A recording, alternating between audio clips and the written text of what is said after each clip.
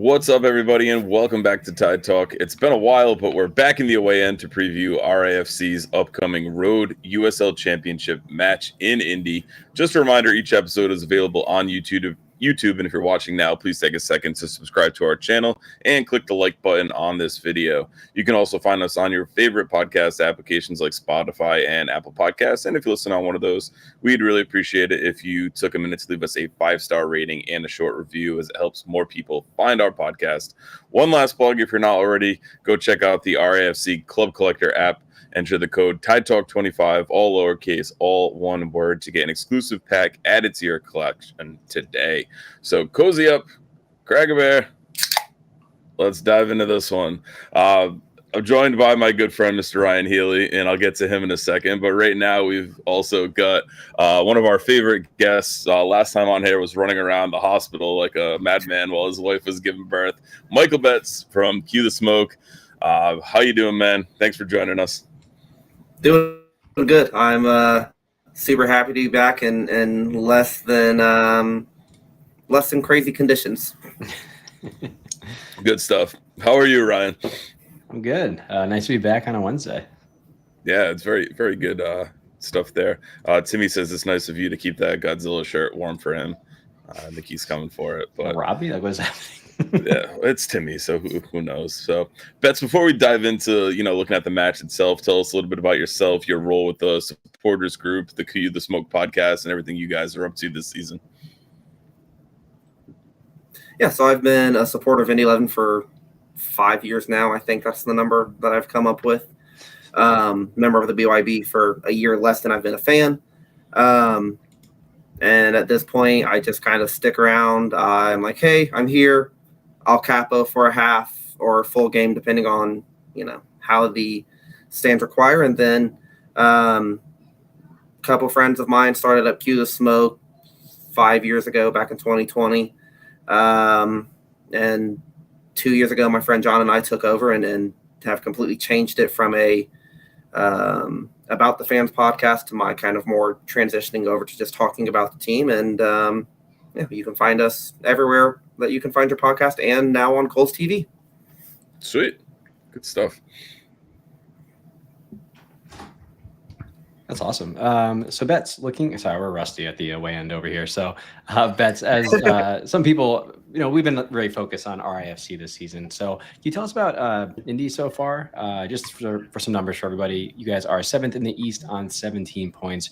You're at a -1 goal differential with a win-win, loss-loss win in your last 5. So how's it going? It definitely doesn't feel like we've been doing as good as the stats kind of put out. I mean, I think I'm in my mid-season pessimistic form of not having a lot of hope. The 1-0 loss against Vegas and then the 3-1 loss against Tampa does that to me. But it doesn't help that it doesn't feel like we know how to keep a lead. And that -1 goal differential still shocks me because it feels like every week it's like, oh, we're up. Oh, never mind, we're down. And there goes the lead, and all of our points are gone. So other than that, I mean, we're doing well in Cup again. So, yay. We can relate. It's kind of your thing. It's like every time you talk this summer, it's like you have no faith except for this Cup run you're on. It's like it's like deja vu from last year. Yes, it's funny because on our show, we've transitioned to doing 3 different episodes, one for the women's team, one for the men's league, and one for the men's cup. And the difference between listening to league talk and listening to our cup talk episodes, 2 completely different ends of the spectrum, because league talk is like, we don't know how to keep the lead. What is our defense doing? And in cup talk, it's, we're beating people. Let's keep doing that. Yeah, so we're trying to mimic that a bit this year with the Jägermeister. Like, league, forget about it. But Jaeger, we're looking real good on these League One and rotated sides. So long may it last.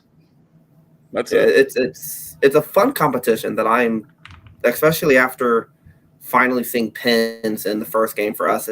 I'm enjoying this, how it's all set up. Fair enough. So you might remember one of our segments on here is RAFC in 3, where we give our listeners give a 3-word summary of a performance of each match. If you could give a 3-word summary or a 3-word review of Indy 11 season to date, what would the movie title be? Where's the defense? All right. Which, as you talked about, is interesting with that -1 goal differential. It doesn't really, fully state that. Yeah, it's weird. At the beginning of the season, it was kind of the same. They're just gelling. It's going to take time. Mm-hmm. And then as we kind of continue, it was like, okay, this isn't gelling. This is something else. And I think you've kind of seen that, especially with our goalkeeper play. Hunter Solt has had to stand on his head to be able to make saves. And everyone kind of knows that when your goalkeeper is having to do everything to make saves, he's going to start playing like he's Superman, and every Superman has his kryptonite. And unfortunately, Hunter's kryptonite has been the counterattack recently, especially quick ones. Got it. That's great. So sticking with themes from our show that we always like to bring over to this. So we do dealer's choice now for this bet. So this is a little update from last time we probably did this. So you can either do good, bad, the ugly here, or you could do good, better, best. It's your call there.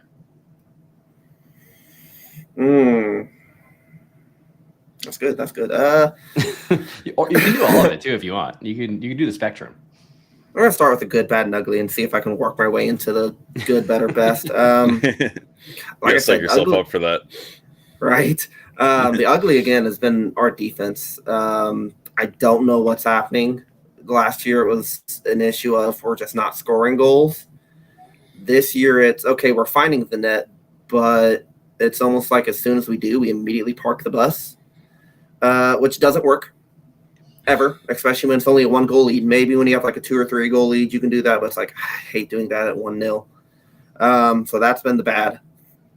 The good has been, the run of form we've been on late has been decently good. We got a 3-0 win against Monterey, which I don't really count the 3 goals just because one of them bounced off of a defender. That defender's not there. The goalkeeper probably has it. Ref missed a penalty call 5 minutes earlier. Get the penalty call. You don't miss penalties. It just doesn't happen. And then, and then you get a goal in garbage time. Like, if you get that first goal, do the other 2 come? Who knows? But then we beat Birmingham back in the Jaeger Cup with a 7-6 in pins, and then beat Pittsburgh at home, and Pittsburgh's a hard team to beat anywhere. Yes. So I think that's recent form has been okay. But no, I think that much like it was last year, the cup run has been what's great. 4-0 up at Madison, which was a very fun away day. 1-0 on maybe the worst pitch I've ever seen in Knoxville, and then the 1-1 at home against Birmingham. And it's going to be interesting to see how the next 3 games go with you guys this weekend, North Carolina the weekend after, and then facing Tulsa, and what will be the deciding factor on whether we make it to the knockout stage or not. Yeah, well said. Do you want to brave better and best moments? Better has been kind of getting everybody back. And I know I say that, and Aiden Stanley's been out for a couple of months now, but seeing that there's not too many injuries. I know last year, kind of heading into the end of the season, I was like, well, this guy's gone, this guy's gone, this guy's gone. It also kind of helps that we only have 1 player who's been on international leave with Romario Williams, but he's not getting like a lot of minutes with us, so it's not a huge deficit to not have him. So that's been exciting to see, and God, best. I don't know what the best moment is right now of the season. Maybe that 4-0 win back at Knoxville. Other than that, it's been a very kind of, we either win or lose by 1 goal, or we draw. That's fair. I remember after one of the matches, you had sent me a DM on Twitter, and it was like, I totally understand, like, you guys struggling right now too. Glad to see we're not the only one going through it after some probably rant I went on or whatever. But let's talk a little bit about the stadium atmosphere. You mentioned the Brickyard Battalion always bringing the smokes and, kind of doing that. So, for anyone from Rhode Island making the trip, what can they expect? And, I think the $1 million burning question that Sarah asked in the chat, like, is there any more bodies being exhumed going on in Indy? And what's the latest with the stadium updates? I don't even know if there is any stadium at this point. It's funny because the news kind of last year was that they're building a stadium and now it's on pause because the mayor doesn't want to help pay for everything and he wants his own team. And then the MLS owner, whatever, comes out and is like, yeah, we're not looking to expand anytime soon. So we're just kind of sitting at the mic, which, everyone here in Indy loves playing at the mic. Yes, we'd rather have our own stadium, but the mic gives great atmosphere. As of right now, the place where 11 Park was supposed to stand is a parking lot. For whatever events happen in the area, it's like a $10 or $15 night parking lot. So that's that. And then as far as for parking, yeah, right. And then Saturday, it's supposed to rain because why not? It seems like every single weekend it's either been 100 degrees or it's been rain. There's no in between. If it was a midweek match, I'd say it's going to be beautiful. It's going to be 70. It's going to be fun. No, it's midweek. You're either going to get rain or 100 degrees. There's no in between. But yeah, I think even with the rain and the heat, the Brickyard Battalion has been able to fill the stands. They've been able to be loud, especially when it matters. I went back and watched some of the highlights of the Birmingham match, and the entire length of the rail from end to end had people, mostly shirtless people, because that's what we decided to do for penalties. Sure. I question it, but I did it. I don't care.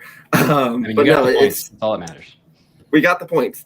But no, it's a loud atmosphere. It's always fun, depending on which way the wind blows, because sometimes, the smoke just kind of sits in the air. It's like, can you go any other direction? That'd be great. Do you think has there been any spillover from maybe like the Pacers mania that people are just excited, a little bit like rowdier at sports games? They're just trying to kind of bring that energy back? I think during the time there was just an energy, not just around the club, but around the city of like, hey, one of our teams is actually doing something. And the longer that it went on and they went into the finals, it was like, I forgot what it's like in this city when you have a sports team that wins. Because it's like the only time that the city's had a championship since I've been alive has been the Colts back in 2006. I would have been like 5 at the time. I don't know what the city was like. But ever since then, it's been like, okay, we are building and building and building and building, building. So no, it was great as an Indiana sports fan to see one of our teams get there couple of months after Notre Dame made it to the national championship game. But then it was like the just kind of excitement was in the air, and you could feel it as we went into game 7 of like, everybody's all behind this Pacers team. They didn't get it done, which sucks. But yeah, the energy is kind of falling off now because it's like, all right, basketball season's over. Yep. WNBA is happening, but I don't know how many people truly pay attention to that outside of Caitlin Clark. So has Caitlin Clark been to an Indy 11 game yet? Not that I'm aware of. We should get her out there. That would be great. She'd enjoy the atmosphere. Oh, yeah.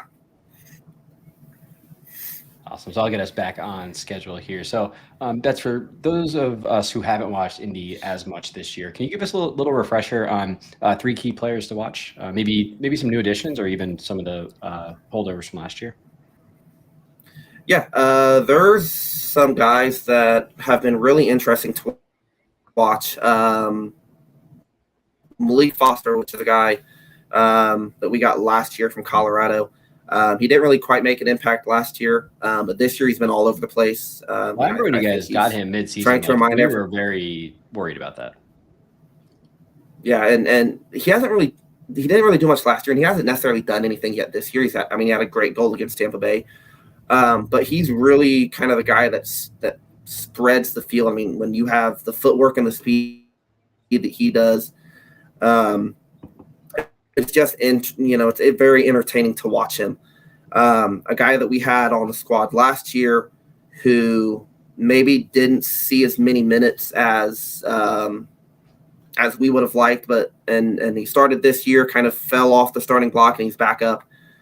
Cam Lindley, he's been absolutely amazing for us, kind of strengthening up that midfield with Jack Blake and Aiden Quinn, two guys who I'm super happy to have back. But I think Cam's been a great re-addition to the starting lineup.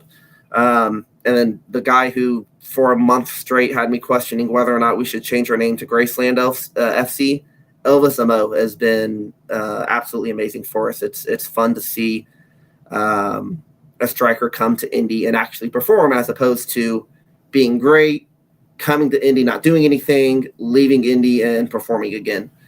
So seeing Elvis do that since he's been here has been great. Good stuff. And I know our guy Natesky, I hadn't seen him in the chat yet, but he'll always ask as a kind of a follow-up for that.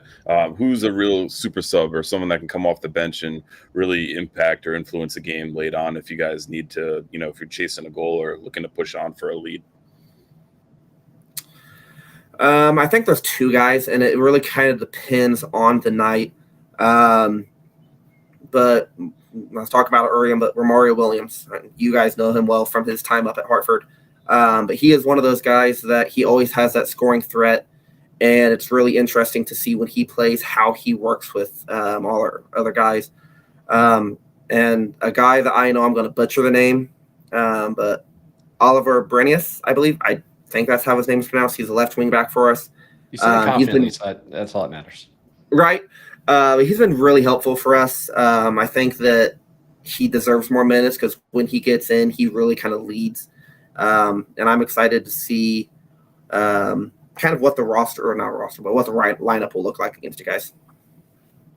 Yeah, like Timmy says, should we be so lucky that Indy needs a super sub against us? Goals have been few and far to come by for this RIFC squad. So that would be an interesting way to see things play out. Yeah, well, speaking of the way this plays out, so Betts, as we get to the keys to the game, and everybody, we are turning towards the score predictions, so get them in the chat. But keys to the game, so for Indy to win, what do you think needs to happen? And if Indy were to lose, what do you think went wrong? We got to score. That needs to be the one thing. I mean, and by score, I mean more than one goal. Kind of what Jason said, RFIC, you guys struggle to score because you haven't played us yet. That's been our biggest issue, is that we just allow people to score. Granted, it's only been 24 goals, but those goals are daggers because it's always, it's either a 1-0 lead or it's 1-1. It's like, you got to score and you got to be able to hold on to a lead. If that means you go score multiple goals, please do that. If it's you score a goal and you hold on to it like we did on one of the road trips where Cam scored in like the 4th minute and then we held on to it for the rest of the 86, do that. But yeah, I think that's what's going to have to go right, is Indy's going to have to play defense and stop you guys from scoring and score themselves. What will have to happen for us to lose is our usual stuff. Recently, it's been everybody goes on the attack. We turn the ball over. They come with a very fast counterattack. We can't get back in time. Hunter has to come out and try to make some Superman type of save, and it doesn't work. I don't know if that's just miscommunication. I don't know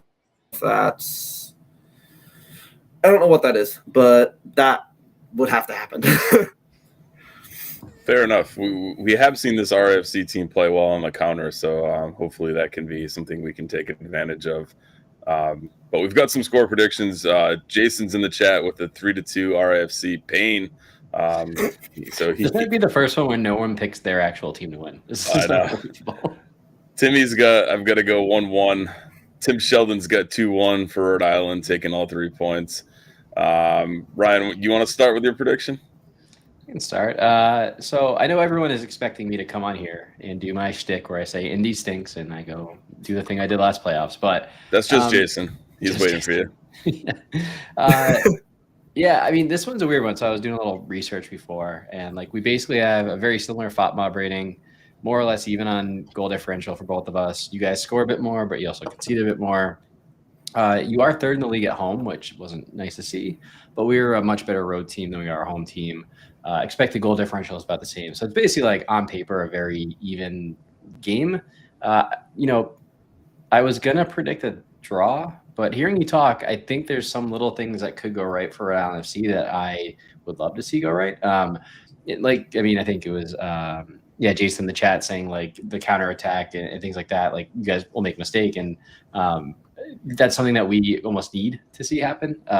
We've been really struggling to break down like deep blocks, things like that this year. And I think a team that plays a little more aggressive, oh, come on. Jeez. Smoked there. I love you for that, Jason. 5-0 RIFC. Wow. No, I'll go 2-1. 2-1. For those of you listening on the audio podcast version of this, Ryan was just provoked by Jason, Indy 11 fan Jason, fellow Brickyard Battalion member with Michael, saying about Arsenal still has an empty trophy case, which you can't claim for me anymore, Ryan. So that's awesome. I absolutely love it. Santiago Restrepo had a 2-1 RAFC win in the chat. Kevin FQB has a 2-2 draw. Michael, let's turn to you, Bets. What do you got? Oh God. I should remind you that after playing you guys, we do play Hartford again. So we did witness a catastrophe of a roster meltdown event last year where Rhode Island FC heavily rotated and clearly prioritized the first ever derby with Hartford. That is back to back after you guys. So that's out there. I'm just throwing that out there for you. I think that was a midweek game though. It was a midweek. True. This is true. When you kind of look at the stats, it's, Indy has a 0 goal differential at home, 15-4, 15 against. You guys just so happen to kind of be in the same boat, 10-4, 10 against on the road. It's weird because if this was a match where Indy was going on the road, for some reason I would feel much more confident. And it's weird because like Indy's not that great of a road team. Quite frankly, we're middle of the pack everywhere you look. But there's just something about Indy playing on the road that I feel better about. Because you don't have to watch it in person. You have the screen between you and the game. It could be that, but also it's like, for some reason it feels like the team plays better on the road, which I don't really get. This is a matchup that I just don't like. Because, Indy has this thing of when we play bottom of the table teams, we play down to the competition.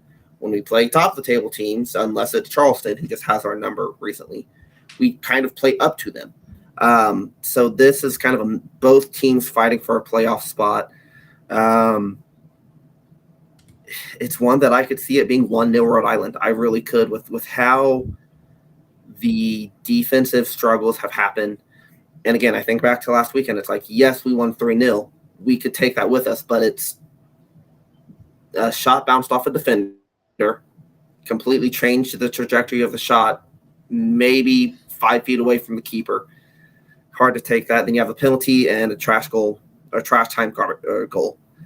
So I could see it being 1-0 either way. I'm kind of leaning towards Rhode Island at the moment because you guys have said, you've been pretty good at the counterattack.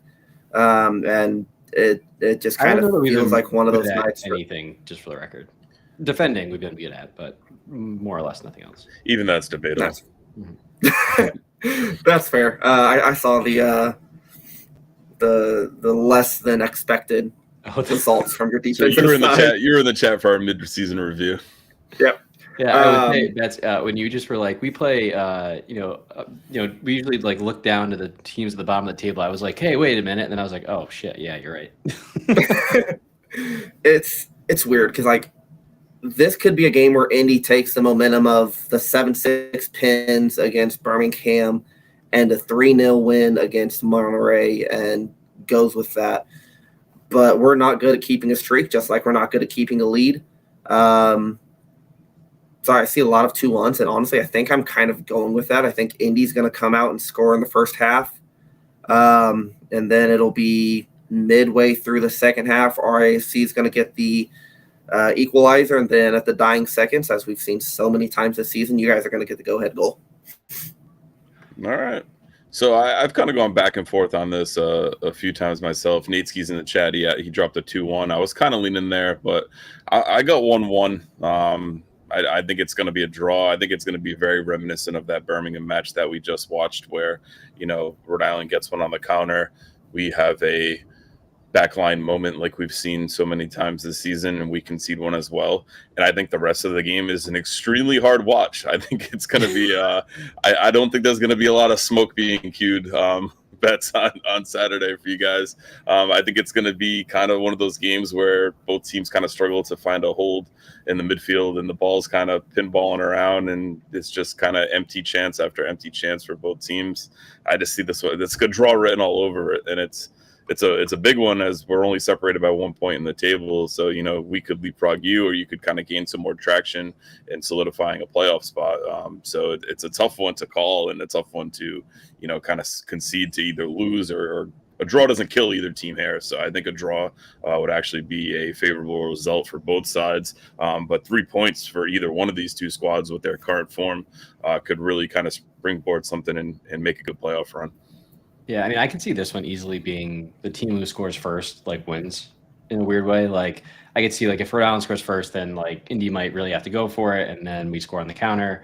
If Indy scores first, there's no way that we can claw back from being down with the way our offense has been ticking. So I could see the first goal being, absolutely massive, like it always is, but especially in this one. And Jason says, when we can see the winner at the death, you'll hear me screaming "fuck" because our producers made the mistake of putting a crowd mic in front of us. So if that happens, RIFC faithful, you know the guy. Go ahead, Betts. No, I think at this point in the season, both clubs are kind of in a similar situation where, both teams were playoff teams last year, right? You guys were, the 5 seed and went on to lose, 2-1 in the championship game? 3-0 though. 3-1. It was 3-0. That was kind.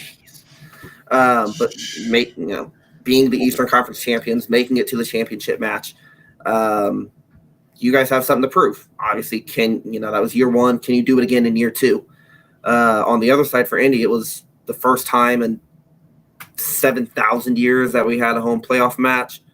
A little over dramatic, but 7,000 years since we had a home playoff match. Can we do that again? And you're kind of seeing at this point in time,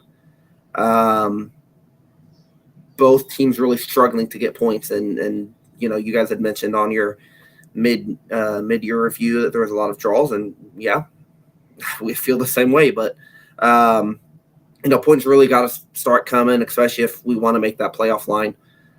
So I think there will be a winner in this match, just because I think there's going to be whoever scores first, the other team's going to try to come back from it.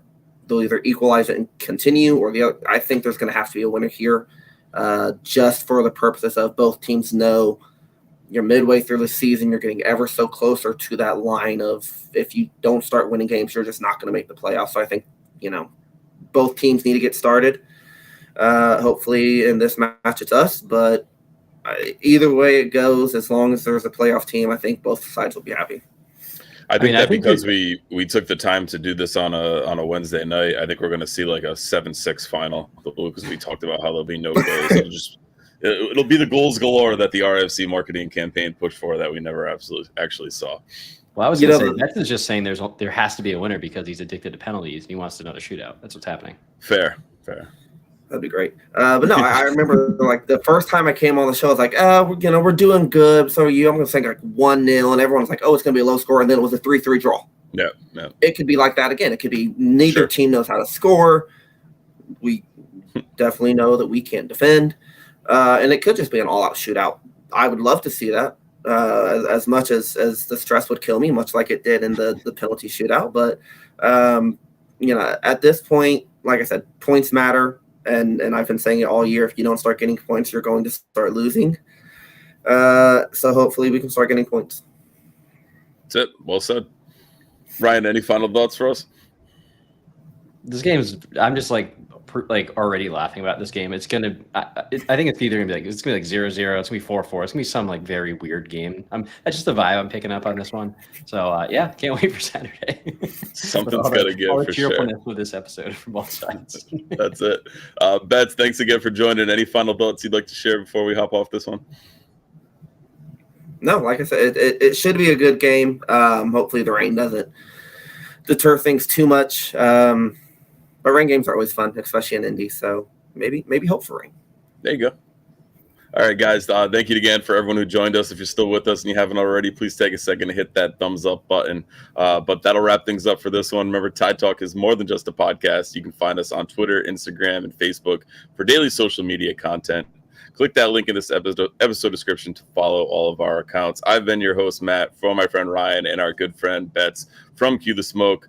We'll see how this one turns out on Saturday and be ready to join us on Sunday for our post-match. We'll see you next time. Thanks again for joining. And as always, up the Tide. Up the Tide.